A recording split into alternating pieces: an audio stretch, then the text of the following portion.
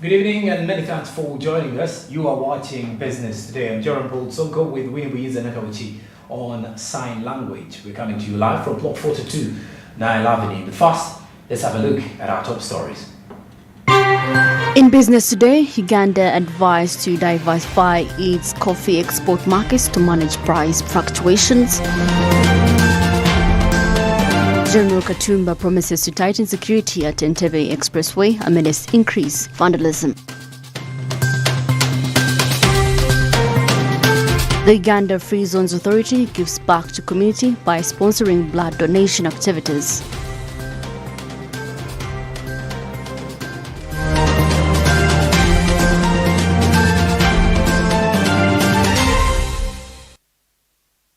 Right now, let's talk matters price management techniques, especially in the agricultural sector. Coffee is one of Uganda's major cash crops, contributing significantly to the country's economy. However, the prices have been fluctuating in recent years, causing concerns for farmers who rely on the crop for livelihoods. Stakeholders combine knowledge on the price risk management for farmers and the exporters. Bronia Katusime reports. Uganda being the second largest coffee producer in Africa after Ethiopia, accounting for a big portion of the country's foreign exchange earnings, the industry is highly vulnerable to price fluctuations in the global market. With prices often unpredictable, farmers struggle to make profits. Thus, price risk management is a critical aspect for the activity in the country. One way to improve the prices is to increase the quality of the coffee produced. This can be achieved through better farming practices, such as using high-quality seeds, proper fertilization, and post-harvest handling. By producing high-quality coffee, farmers can attract premium buyers who are willing to pay a higher price for the top-quality beans. Through good agricultural practices, through pruning. Sometimes it's painful in the short run because you're cutting down your tree, but it's the patience for tomorrow's output. It's the investment you put in mulching, it's the investment you put in terracing if you need to terrace, depending on the flow of your land. It's the investment you put in managing pests and diseases. It's the investment you put in how you tend your farm as a whole. But also there is a power in numbers. So we also promote, when we are training farmer-based organizations, we are promoting marketing and bulking collectively, because therein they can get the muscle to negotiate better terms. Uganda has always relied on established markets like those in Europe and the United States. However, there is an increasing demand for coffee in countries like China, India, and the Middle East. Uganda can lessen its reliance on established customers by broadening its export markets, which will support price stability for coffee. Most buyers are interested in the type of coffee that come to the under the certification schemes. So farmers, those that are not certified, or cooperatives or enterprises that are not certified, I advise you to take on the certification schemes, as this will attract buyers from the international scene. The average price of coffee is less than the cost of production, and because of this, it has become challenging for growers to make profits, forcing others to completely give up growing coffee. However, according to Andrew Byamkama, contract forwarding, such as deciding to sell coffee at a predetermined price, usually several months in advance, is one approach to handle the pricing problem. But for last year, the market, the prices went a bit high because of the inflation of, there was a wilt disease in the other exporting countries, so Uganda was targeted high for the coffees. And this hiked the prices of coffees in Uganda. But for this coming season, we have recently been in the fly season, which is not good coffee. But we are almost getting into the season, and we pray and hope that prices will still get higher because the farmer last season Farmers can concentrate on producing high-quality coffee and expanding their export markets to raise coffee prices. Additionally, the government has started a number of programs to assist coffee farmers, which will increase their output and profitability. With these initiatives, Uganda can ensure that its farmers can take use of the potential of the crop and solidify its position as the continent's top producer of coffee. Bronya Katsime, Smart 24 TV, Business Today. All right, now let's talk vandalism costs that are actually making it difficult for Ugandans. As the Ministry of Works and Transport, in collaboration with the Parliament, that is the Parliament Physical Infrastructure Committee, have agreed that the Entebbe Express Highway continues to face issues such as vandalism, lack of lights and violations of traffic laws, among others, and that a solution must be found as soon as possible. Samla Hanifa has the details to this report.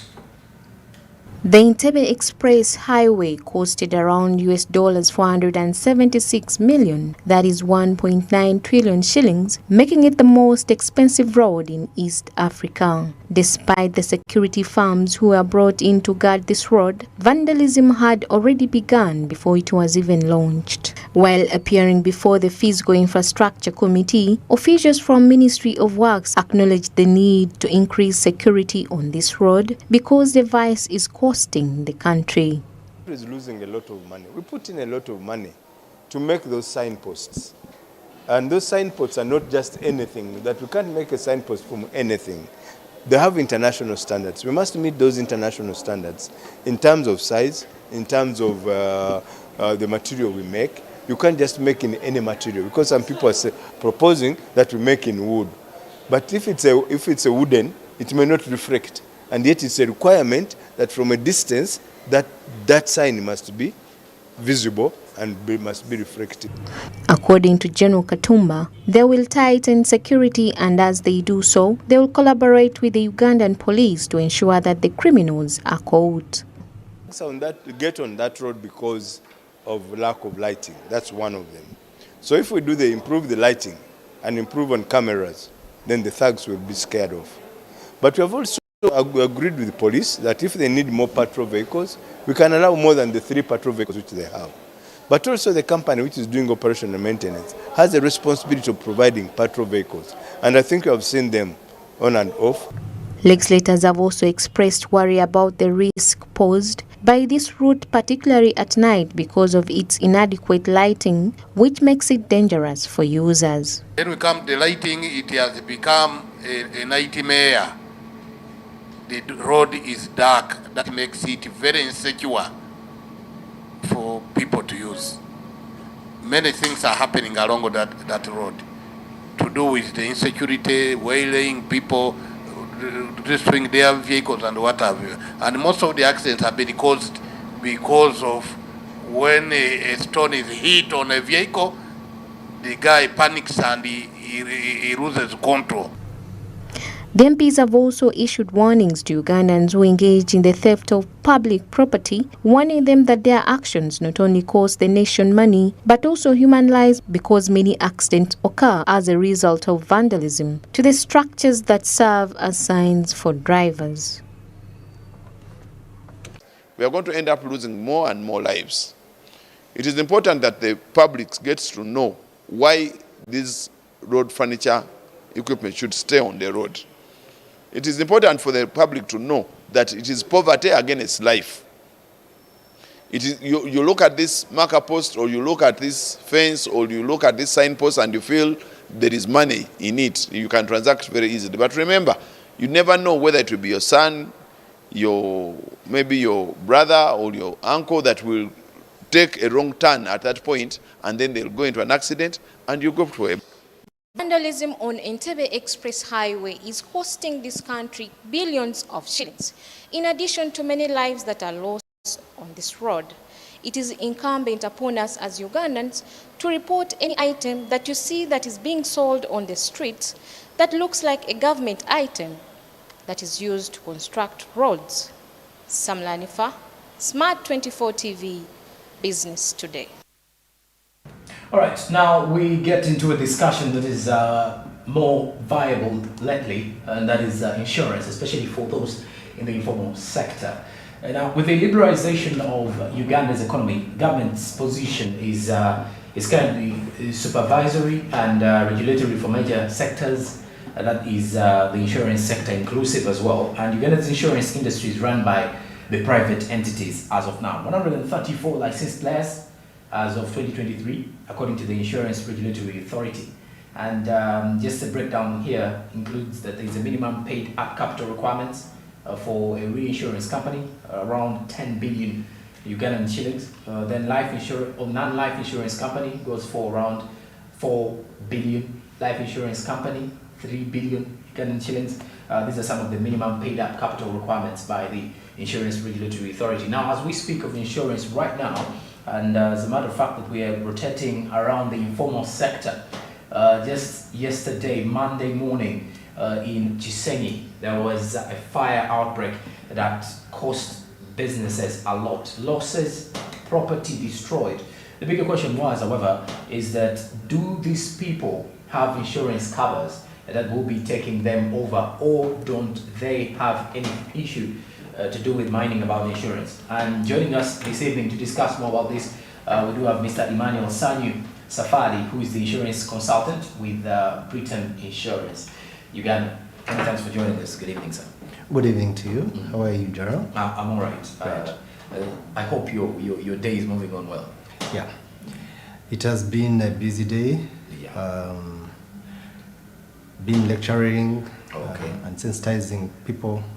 I'm generally an insurance advocate. All right. Yes, much as my principal is Britain Insurance for Okay. general insurance, Yeah. and that's the discussion we want to discuss. Okay. I also have a program that is trying to advocate for a transformation, mindset change, Especially around insurance. especially around insurance and Okay. embracing insurance. Okay. Yeah, Now thank that you. gives us a lot more of the questions that we're going to ask. Yes, sir. And briefly, for the business community, what does insurance really mean to them? And why should they need to understand? What should they understand more about insurance? All right. Insurance is actually about transferring risks. Okay. Many businesses only think about insurance when they're taking out loans, and the financiers demand that, we have to insure the collateral that they bring in. Okay. Sure, after clearing the loan and servicing the loan, that they forget about insurance. So Okay. many times they are forced, they feel that they are just compelled Okay. to take on insurance, and forgetting that the financier, the bank, the microfinance actually is forcing you to take out insurance for their selfish reasons. Okay. They actually want to safeguard the capital that they're giving to you, Okay. because they know you're human. Okay. Error is to human. And Anything can happen, yes. and should anything happen, they just run straight to the insurance company. They say that some fire gutted here at Owino or at Chisenyi, Okay. then they get compensated, Okay. especially for the loan outstanding. All right. The challenge I have with some financial institutions is they don't provide the policy documents Okay. to these business owners, especially the SME sector. So to you, the SME sector, Okay. I request you to actually demand for those policy documents. And thank now, you. for instance, if we are to look at the issue here to do with insurance, for example, Yes, sir. now the business community in the country is pretty much, for example, when you look at the formal sector, at least many of the people in the corporate, or what we would say the corporate world, do Yes. understand the importance of insurance and why someone needs an insurance cover and why a company needs one. So what should these businesses under the small and medium-sized enterprises do to ensure that they get insurance covers? Insurance is protection. Okay. So how do you have an asset or you have invested in a business? It's just like having an askari. As I talked about the corporate entities, Yes. they always embrace having security guards because they have invested huge amounts of money. Yes. The askari has to be there. Whether a risk happens or not, you will have to pay him. Okay. So But the challenge I have with our community is a cultural, maybe challenge. Some of us, They have bias towards it. there's a bias, Okay. but sometimes it's just also maybe the level of development. In the country. We are still, where we are as a country, Okay. is where, let's say, England or the developed countries were about 200 years ago. So we are moving at a slower pace than Very we were. slow pace. Okay. And we still have cultural challenges. Okay. Some people think that when you insure an item, it's bad luck. An item is, that risk is going to happen. Yeah? Okay. So we have to change this cultural mentality. Okay. If you have an asset and you have some shareholders, you must have people who have invested into that business. Okay. They really must task you to insure that business. Because the cost of insurance, as I'm going to explain later with some examples that I did in the past for business insurances, you will see that the cost vis-a-vis the risk we are covering as the insurance company is so low. Okay. Yes, because the frequency may not be as much. But should it happen, the catastrophe can be disastrous. Okay, sorry to cut you short. Thank Before you. we go into that illustration briefly, I need to understand how inclusive are these. You did mention that maybe the issue with us is our level of development is not as fast as the world is currently. Yeah. So we're like 100 years back in some of the sectors, not the entire sector, or maybe in the kind of the things we do, or in our corporate world. But how inclusive are the insurance plans for the SMEs? Let's now look at the SMEs. Do we have inclusive plans? For example, the insurance companies in Uganda, do they have plans set for those under the SME sector? Joram, thank you for that question. Okay. With all sincerity, I should say the insurance companies are ready to take on these kind of businesses, whether SME, Okay.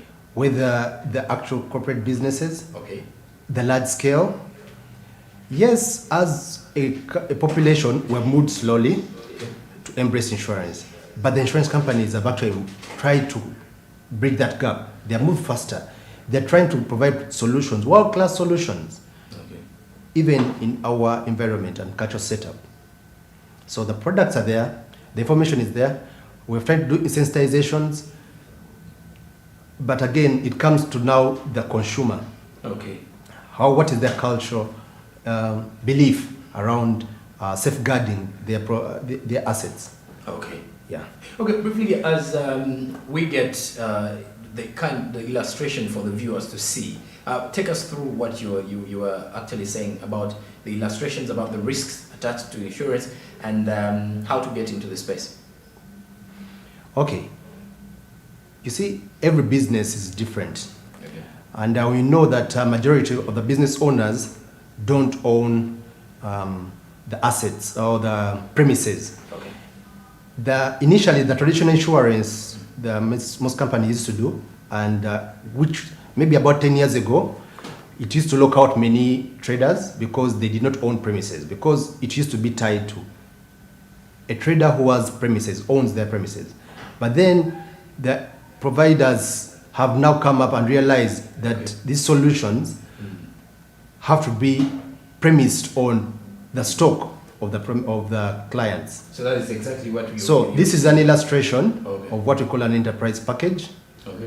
comprehensive package for any business, whether it's a fuel station, whether it's a supermarket, a shop, a bar, a pharmacy, name it. This illustration was based on a figure of, say, 500 million. Now, where do you get that 500 million? Of course, I'm also going to show you, we can use an example of, say, 50 million. Usually for the SME sector, the value usually is capped to about 50 million, because we have to also take care of the minimum premiums that the insurance company can accommodate. Okay. But how do we get to that? As you will notice, I've put it there on the first section, what we call maximum stock level. Okay. So any business, we know you must have a store. Okay. So whatever you're renting, whatever business you're in, whether you're in shoes, whether you're in selling maize meal, Yes. the traders, like what has happened in Chiseni, name it, you must have the stock, you must quantify it. What's the maximum liability that you can have at any one time, should anything happen to your business? Yes. Whenever you have closed, What are you going to lose? what are you going to lose? What are you bound to lose, especially for your stock? But we look at that section under that Britain package that we mentioned. We're looking at, of course, business. So as you said, we assume that you're renting. Fixtures and fittings, we assume about 10% of the business value. Okay. Because we believe any business must have furniture, must have some assets, whether computers, whether laptops, name it. You must have some tenants, fixtures and fittings, at least 10% of the business value. So that has to be also taken care of under the fire element. So now, in addition to that, when you look at the kind of business, I've seen the figures that you've actually mentioned. That means at least if for someone to fit into, for example, an insurance cover, they should present all that information or part of it. we are solution providers. Okay. We have made research and realized the risks that we present are more or less what a business would be interfaced with. Okay. So a business, of course, we look at the main risk, which is the fire and a lead perils. And lead perils means all other risks that will that will cause total loss. Yes. So even a flood, much as it is water, can cause total loss for a business and your stock. Yeah. It could be an earthquake. We have seen in Turkey what has happened. Actually, some business traders are suffering as a result of what happened in Turkey. Some of their merchandise is still stuck there. Yes. And it can, okay, maybe we're insulated as Africa, we have not suffered these huge earthquakes that can cause major catastrophes. But when you learn history, when you go in deeply or briefly about the history of insurance, you realize, like from San Francisco in the USA, insurance began getting traction and with reinsurers, and there are bigger nests that help such catastrophes be resolved very quickly and for people to get back into business very quickly. Yeah. But without these kind of mechanisms, we are going to remain in a very poverty kind of mindset, because once a disaster hits, a calamity hits, an incident hits, you're just one incident away from bankruptcy and you can't easily bounce back. But if you have insurance, you have embraced, and with an example we shall share here, you realize that such a business can easily bounce back within 1 month, 1 week, depending on the issue that has happened. Okay. Yeah, thank you. And now let's look at how do you react to the public fear over hardships in claiming insurance? Because some of the Ugandan business community feel like, no, it's just like putting my money into something that is not going to get back. The business community always love profits. Okay, thank you. This is again another mindset change. Okay. Because if I've calculated for you the premium of a business worth 500 million, we have shown you that you are covering stock worth say 450 million. Okay. We have covered burglary.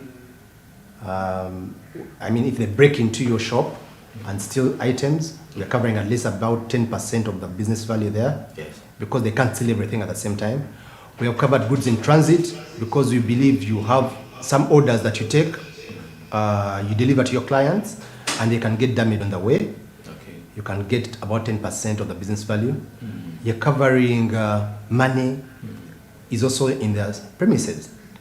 Both money in the premises and money in transit after work hours. That is also a risk. Okay. You're looking at a risk of your workers. You should also cover your workers, both at the workplace and outside of the workplace. Yeah. On their way home and on their way to work. Okay. They are suffering border accidents and all that. So we have what we call group personal accidents combined with workman's compensation. Okay. And it's actually a minimum requirement. So when you look at all those costs, we're actually covering the value of almost 900 million for the example we went back. Oh, okay. And you find that the premium involved for the whole year is going to be about 4 million, you know. But the solution we provided as insurers, because we know this can be a serious cost on many businesses, so rather than you paying that premium at once, we can embrace what we call premium financing. Okay. So there are financial institutions that we have gotten partnership with, so that they pay these premiums, Yes. at least 10 monthly installments, at a small interest of about 8% per annum. Okay, lastly in a minute, do you envision an increase in the demand for insurance moving forward in the next few years? Do you think the business community will now buy the idea of insurance? The business community and the general population can only embrace insurance if the insurers, the insurance industry, the insurance fraternity comes out to give them confidence of what they have done before and who they are and what they stand for. Do they really want to see transformation to their clients? Yes. Or are they just collecting premiums? You mentioned an issue of claims. Any insurance company is in the business of paying claims. So whenever you're interfacing with any insurance company, the first question to ask is, what is your promise in terms of paying the claims? Okay. Yeah? Okay. How soon?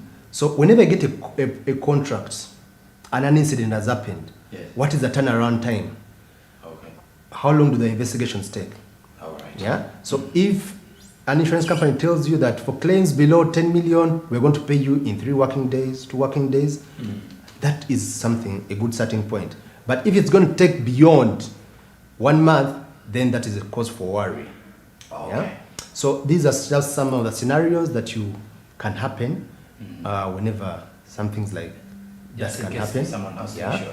Of course, this was in a disaster hit-prone area, Okay. but it can easily also happen in any community, and you have to prepare for it. And many thanks for joining us, Mr. Emmanuel Sanyu Safari. And of course, due to time, I think this is a discussion that does not look like it goes to bed anytime soon. Yes. But of course, for all of you, you will definitely get into more discussions and understanding about insurance with Mr. Emmanuel here, who does more of that via online, and you can definitely understand insurance better. And for the business community, it's something that you should as well be part of. Of course, Mr. Emmanuel Sanyu Safari from Britain Insurance has been taking us through discussions regarding insurance, especially in the informal sector. Business Today will take a break now, but we'll return with more business reports. Stick around.